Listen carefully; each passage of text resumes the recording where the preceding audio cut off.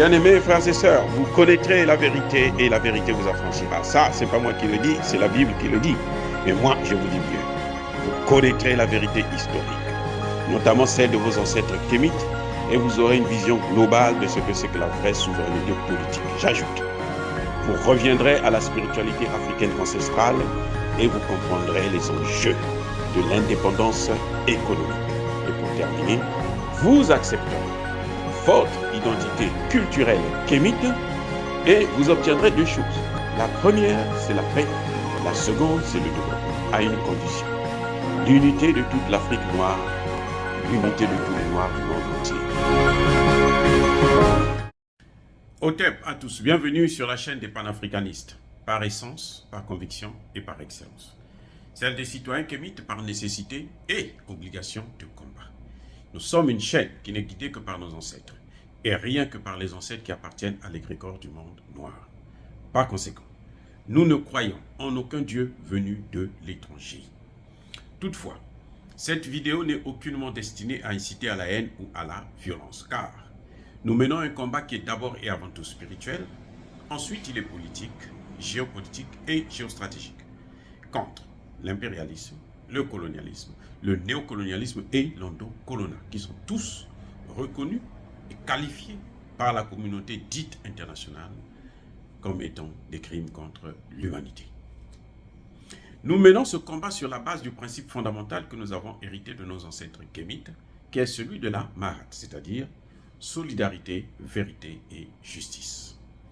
Vous êtes donc en droit de connaître la vérité, et nous avons l'obligation de vous dire la vérité, rien que la vérité, afin que justice soit rendue au continent africain.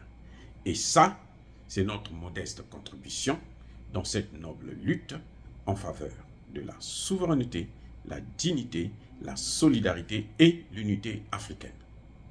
Ça, c'est ce que nous appelons le panafricanisme. Bien-aimés frères et sœurs,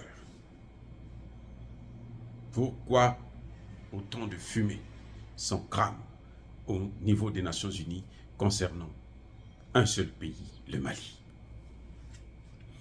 Pourquoi la communauté dite, la communauté autoproclamée internationale, s'acharne sur le Mali en s'appuyant sur une organisation sous-régionale qui est la CEDEAO, en manipulant une marionnette qui est aujourd'hui à la tête de la CEDEAO, c'est-à-dire le président Embalo Sissoko. Pourquoi tout ça? Quel est le crime commis par le Mali pour qu'il puisse mériter un tel acharnement?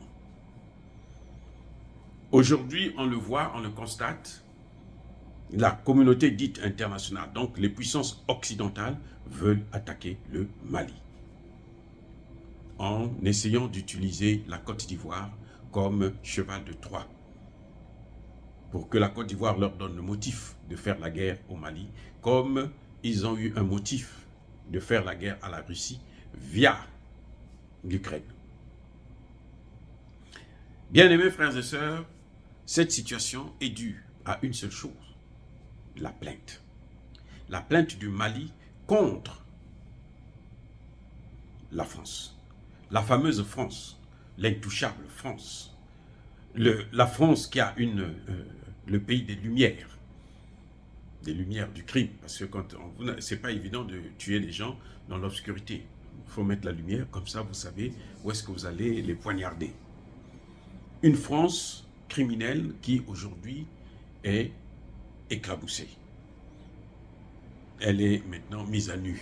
Tout le monde sait que la France est un État terroriste. C'est grave. Hein?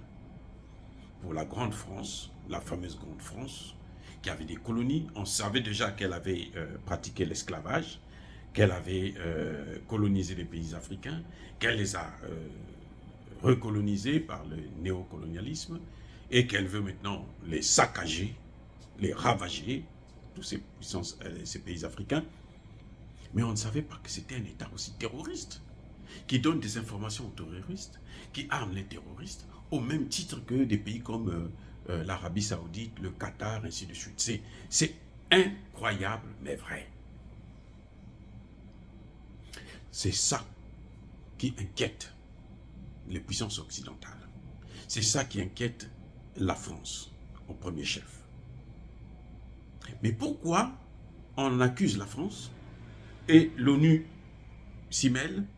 L'ONU veut protéger la France. L'ONU ne veut pas connaître la vérité. L'ONU ne veut pas. Cette ONU qui est censée protéger les droits des hommes, qui est censée protéger les pays faibles, qui a prévu une charte selon laquelle il n'y a pas d'ingérence dans les affaires intérieures d'un État souverain. Pourquoi l'ONU s'y mêle? Pourquoi les autres puissances occidentales, sans le dire, s'y mêlent? On a vu aujourd'hui le revirement de l'Allemagne. L'Allemagne qui avait reconnu qu'elle n'avait rien à voir avec les soldats, les mercenaires, j'allais dire, Alassane Ouattara, qu'il a envoyé au Mali,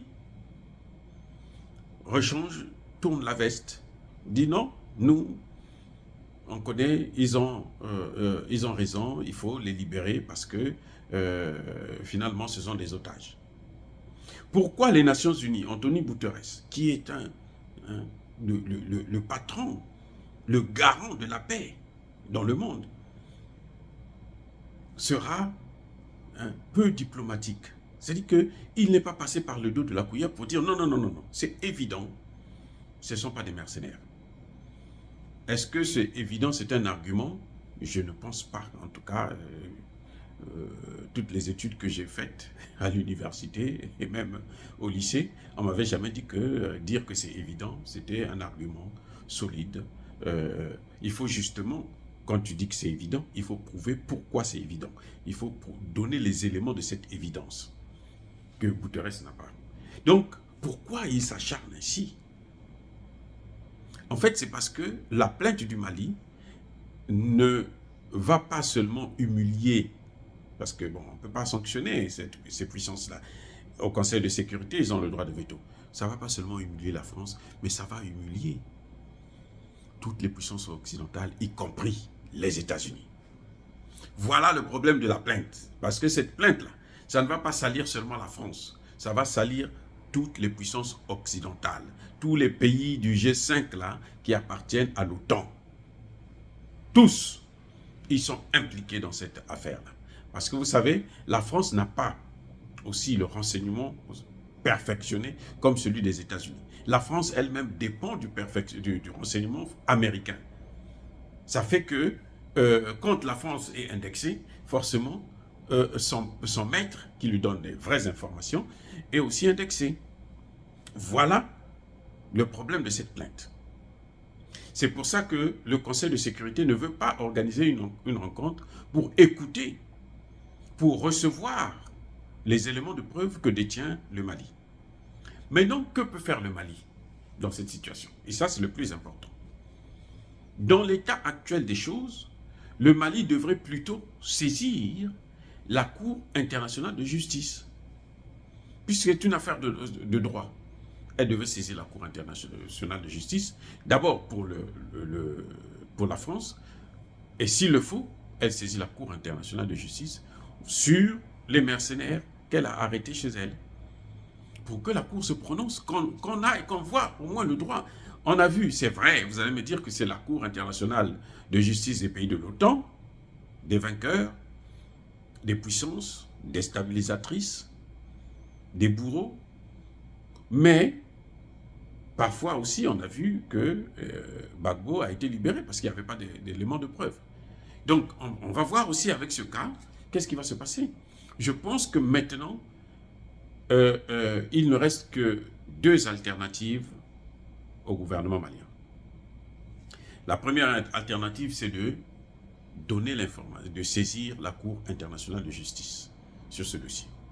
La deuxième alternative, c'est que le Mali devrait maintenant informer les pays du monde entier, les médias africains, occidentaux qui veulent l'écouter, leur présenter les éléments de preuve.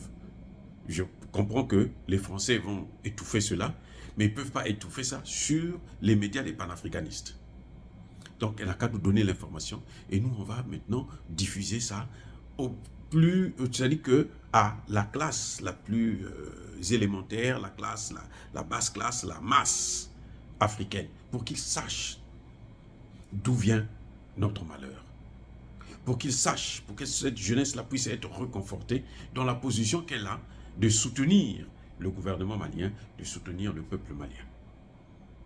Ça va nous arranger et ça va aider ce gouvernement de pouvoir se libérer. On attend l'intervention du Premier ministre, on va voir qu'est-ce qu'il va dire, mais je crois qu'il faudrait qu'il aborde ces questions pour expliquer à la communauté internationale la meilleure, comme l'avait fait Choguel,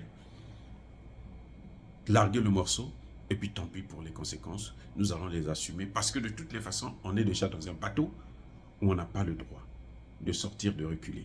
Si ce bateau coule, nous coulons tous. Alors, on fait le mieux que nous pouvons pour s'en sortir indemne.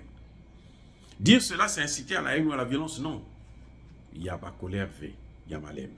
Soyez bénis. En tout cas, je persiste et je signe par le Dieu des Kémites. J'ai dit et j'assume.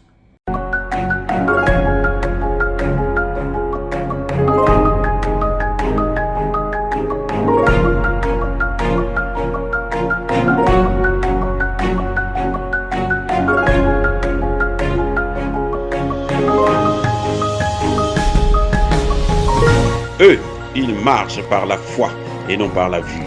Mais moi, je vous conseille vivement de marcher par la connaissance scientifique et historique, notamment celle de nos ancêtres kémites, par les 5 sens et par l'intelligence. Abou Abia.